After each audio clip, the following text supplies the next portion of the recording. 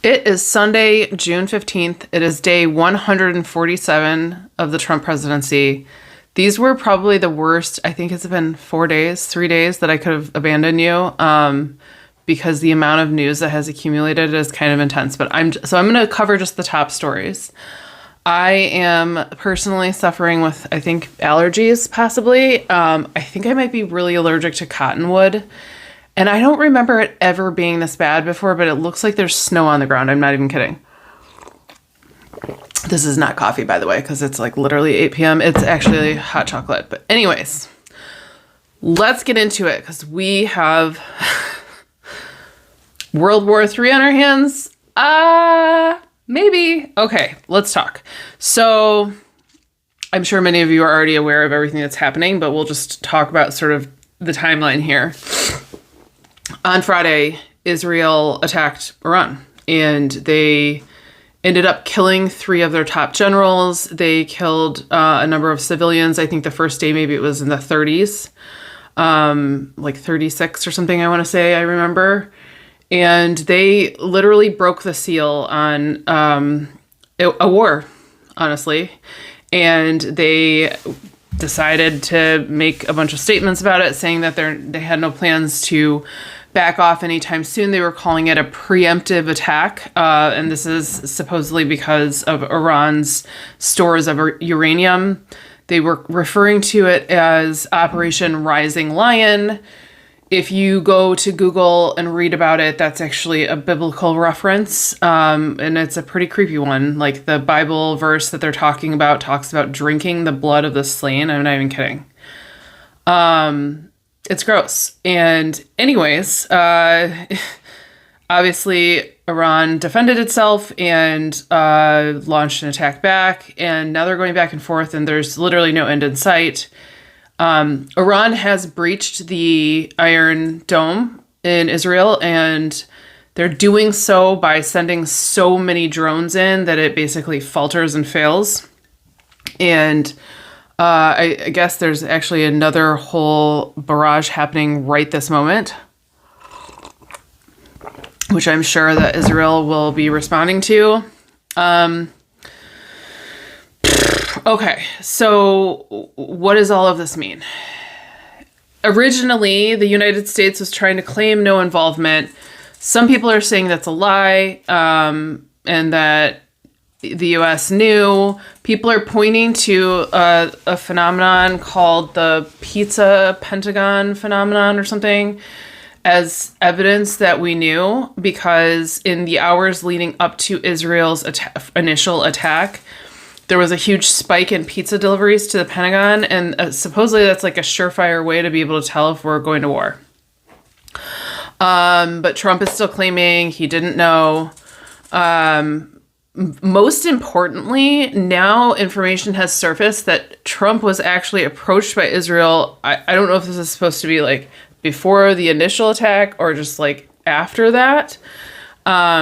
But Israel wanted to assassinate the Ayatollah Ali Khamenei. I'm probably saying that wrong, and I'm so sorry. And Trump said no. Are they going to respect Trump's wishes? I don't think so. Time will tell, but it sounds like, according to everyone, it sounds like Netanyahu is interested in creating a complete regime change in Iran. The timing of this is fucked. We're already obviously... Look around you.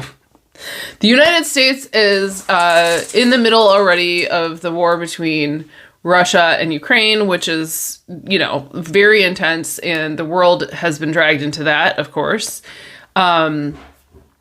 With this situation, Russia and China are vowing to take up arms for Iran.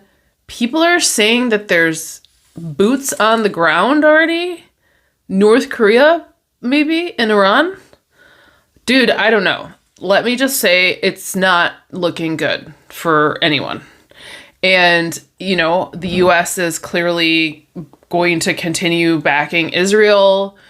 There are people all over TikTok posting videos of the wartime meal that they always give our troops before they go away. It's although this one looked fancier than usual. It was like lobster, steak, and shrimp cocktail.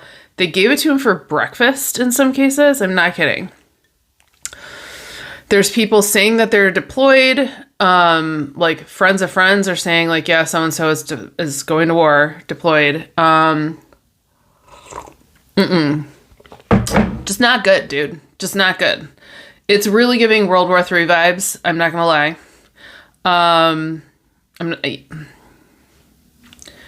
I just don't see how this... I think that the world has been trying to avoid this, but now that Israel just decided to like fire the first shot, I think that a lot of countries have been holding back from what they really wanted to do about this in the first place.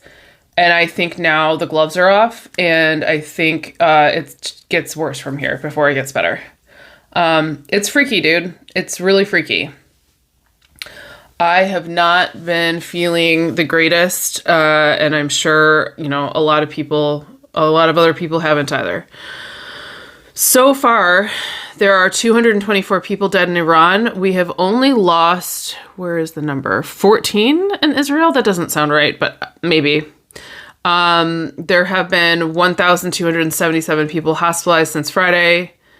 Again, I don't know how accurate these numbers are. Definitely, Israel is targeting civilian buildings in Iran. I think Iran is trying not to, but I don't know, because I've seen now videos of Tel Aviv with what look to be maybe like apartment complexes blown up. So I think it just gets a lot uglier from here. I think Israel has really good bomb shelters. I don't know what Iran's situation is, but Israel also supposedly has Gaza completely cut off from the internet right now, like completely and entirely. Like I've only seen 2 pieces of footage. It looks like actual hell. Like it looks like a depiction of hell. It's very dark and everything is on fire. So I don't know how this stops. I don't know how this ends. I don't love that people are citing Bible verses to justify these actions. I think I think you missed the point, buddy. And sometimes it really feels like they're trying to call in Armageddon on purpose. And I know that there are people here in the United States that are doing that. And I think those people it should be institutionalized. Okay. Next horrible story.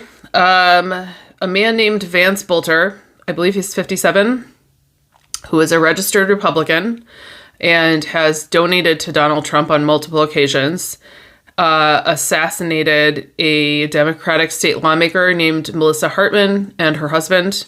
He also shot Senator John Hoffman and his wife, all in Minnesota. Senator John Hoffman and his wife both, I believe, survived surgery, but I think they're both still hospitalized, and I don't even know if they're conscious. I think there's some hope that they're going to recover. This man impersonated a police officer. I heard a story, and I don't know if this is true or not, that neighbors saw something suspicious happening, called the police. There were police that lived in the neighborhood. They saw the car and they believed he really was an officer. Again, please go verify that, because that part I don't know. I do know for sure he was impersonating a police officer. There was a rumor going around the rumorville that he worked in security. He did not. NPR went and verified his work history. He was a food worker. He did not work in security. He told people he worked in security. It sounds like he may have had some pretty serious mental health issues, which I think stands to reason under those circumstances.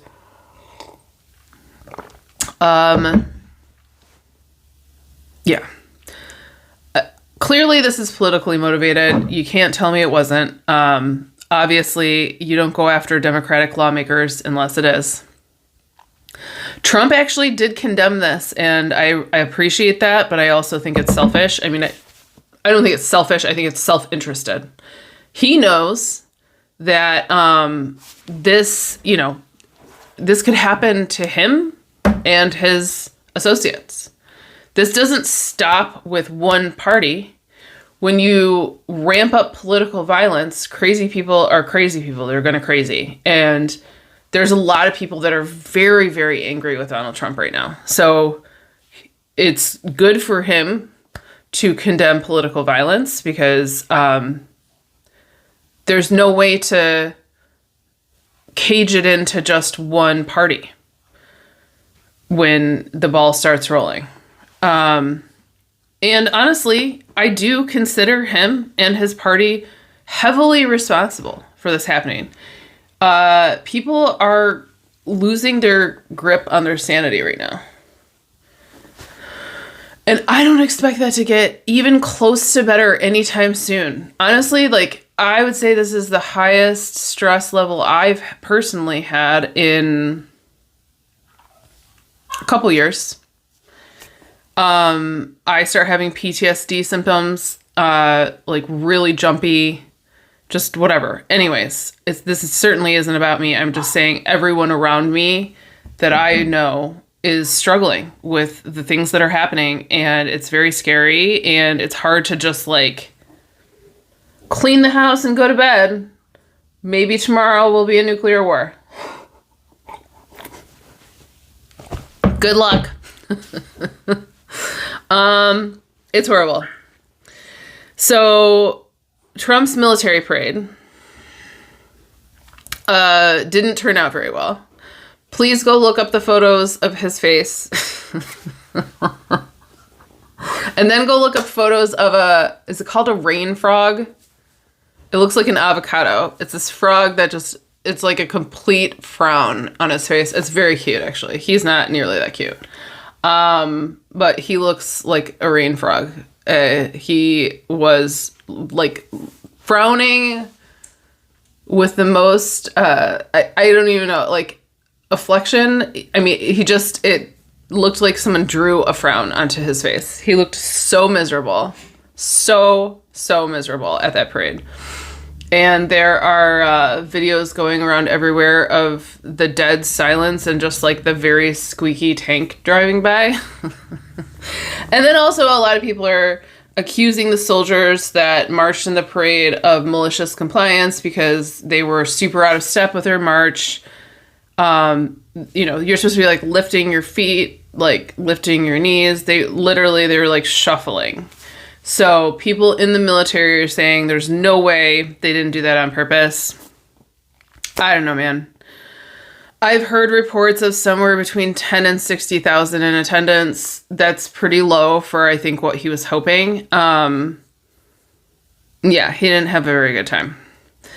On the other hand, the No King's Day protests were freaking huge. There were 2,200 individual protests, not just in our country, but in other countries as well. I want to say the breakdown is over 2,000 protests here in the United States and the remainder abroad. Millions in attendance. I've heard estimates of 11 million. I don't know. I don't know who's counting that or how they're counting that, but I have seen the video footage is very moving, and I recommend, if you haven't seen footage of the major cities, like Chicago was incredible. Honestly, Ann Arbor, my hometown, incredible. Huge turnout. I really wish I could have been there. Again, my co-parent would not be okay with that, and I had my daughter yesterday. Although other people in her family were there, so I wish that I could have gone. But it would not have gone over well. But the footage is absolutely incredible, inspiring. I'm so proud of everyone. People are talking about how we've hit the 3.5% rule. If that 11 million number is correct, then we're very close, because 12 million would be 3.5% of the population of the United States. And people say that that's what you need in order to shift anything, essentially. but like shift the fate of this country, essentially. That is the number that you need to make enough of a dent in order to change a political climate. And I also heard, and this is something I'm going to look into because I think it's very interesting and it stands to reason, that peaceful political protest tends to lead towards democracy, maintaining democracy or winning democracy, keeping democracy. And violent political protest tends to lead towards authoritarianism. So that's interesting. And I don't know anything about that. I can't comment, but I'm going to look into it because I'd like to know if that's true. But I'm very proud of everyone. The protests were overwhelmingly peaceful, except for several instances. There was a shooting in Salt Lake City. The victim is hospitalized, not dead, but life-threatening injuries. And the shooter was also hospitalized, and I don't know their condition. Again, we don't know for sure the motive, but I think we can make some assumptions.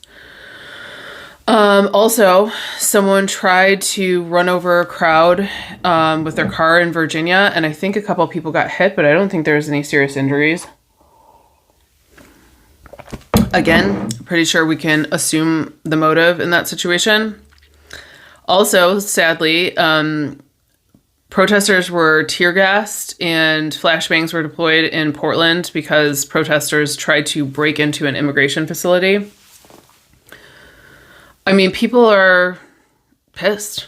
People are furious. They're scared. We're not going back, man.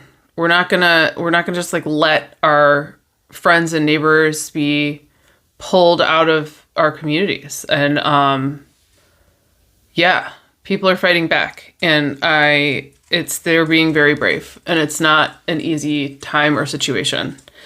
But the truth of the matter, and this is going back to Vance Bolter, is that there are men dressing up as ICE agents and abducting women off the streets. ICE does not have a uniform that is identifiable that has been issued. And frankly, even if they did, now we also have men dressing up as police officers and impersonating police officers to commit crimes. So the trust between the people and the police and ICE, I mean, it doesn't exist. It's not even safe. They had to literally in Minnesota issue a shelter-in-place order, and they told people, do not open the door to the police.